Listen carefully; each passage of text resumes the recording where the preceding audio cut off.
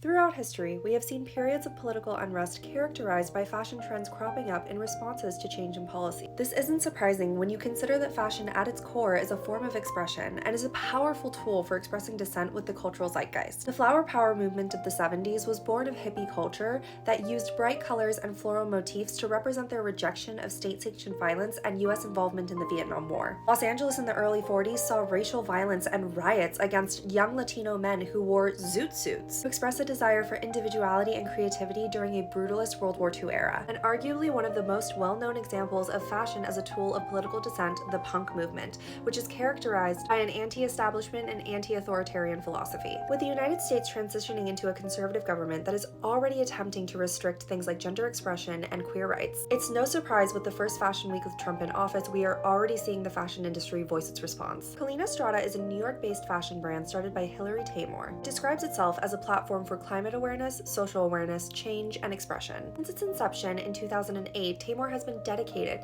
to utilizing a slow production process, using techniques like vegetable-stained leather and utilizing dead stock fabrics. The brand is naturally diverse and inclusive and has been a major proponent of LGBTQ+ rights and expression in fashion. So it may come as no shock to hear that in their most recent New York Fashion Week show, they featured a pair of wedding dress-wearing models sharing a sapphic kiss on the runway. While this may be completely on brand for Collina Strada, it's still worth noting that a time when our nation's government is doing everything it can to suppress its citizens in a nearly totalitarian method, fashion is fighting back on the industry's main stage. It is ignorant to say that Trump and his policies are not incredibly popular, and to stand on business and risk losing business in favor of showcasing your support to marginalized communities that are currently facing the elimination of their rights is something that should be commended. There are very few businesses that continue to grow their cultural influence without compromising their idealistic beginnings, and Collina Strada is one that has shown that they are dedicated to their original mission even as the stakes continue to rise. In a time of despair and hopelessness, once again, fashion gives us a method of fighting back